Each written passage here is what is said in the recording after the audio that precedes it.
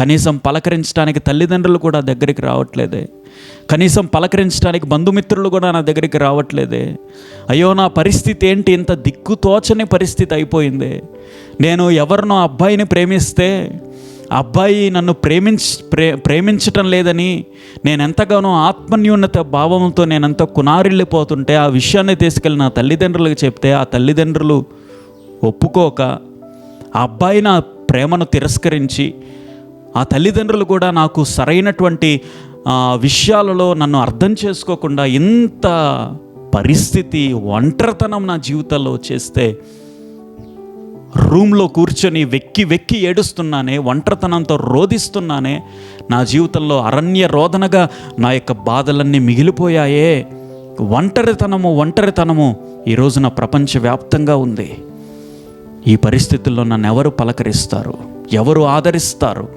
ఎవరు నా జీవితాల్లో కరుణిస్తారు? ఎవరు నాతో పలకరిస్తారు? ఎవరు నాతో సంభాషిస్తారు అని నీవు చేస్తున్నావా? ఈ రోజున నేను దేవుని వాక్యము ద్వారా తెలియజేయగలను ఖచ్చితంగా, గట్టిగా. అదేంటి అనంటే, ఒంటరితనంలో మనుషులు నిన్ను పలకరించకపోయినా కూడా దేవుడు నీతోనే ఉన్నాడు. He is the God of presence. ఆ దేవుడు ఉన్నవాడు. ఆయన అన్ని పరిస్థితుల్లో కూడా ఉండేటువంటి వాడు.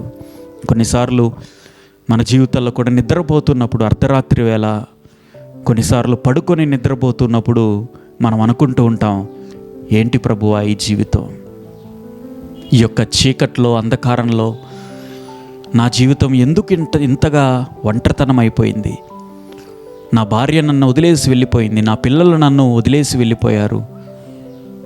నేను ఎంతగానో వారికి సేవ చేశాను, నా కుటుంబాన్ని పోషించుకుంటూ వచ్చాను, కానీ నన్ను వదిలేసి వెళ్ళిపోయారే, నేను ఒంటరివాణ్ణి అయిపోయాను ప్రభు అని చెప్పి రాత్రి వేళ కొంతమంది అనవసరమైనటువంటి నెగటివ్ థాట్స్ కలిగినటువంటి వ్యక్తులు ఉంటారు. వారిలో భయము, అనుమానము అనేటువంటి లక్షణాలతో కృంగిపోతున్నటువంటి వ్యక్తులు, ఒంటరితనంతో బాధపడేటువంటి వ్యక్తులని సమాజంలో మనం చూస్తున్నాం. ఈ మధ్యకాలంలో ప్రపంచంలో సూసైడ్ అటెంప్ట్స్, ఆత్మహత్యలు జరగటానికి కారణం ఏంటో తెలుసా?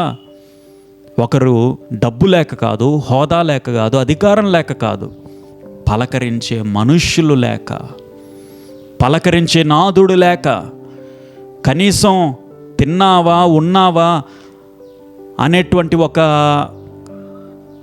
ఆత్మీయతతో పలకరించేటువంటి మనుష్యులు లేక చాలామంది ఈ రోజున ఆత్మహత్యలు చేసుకుంటున్నారండి.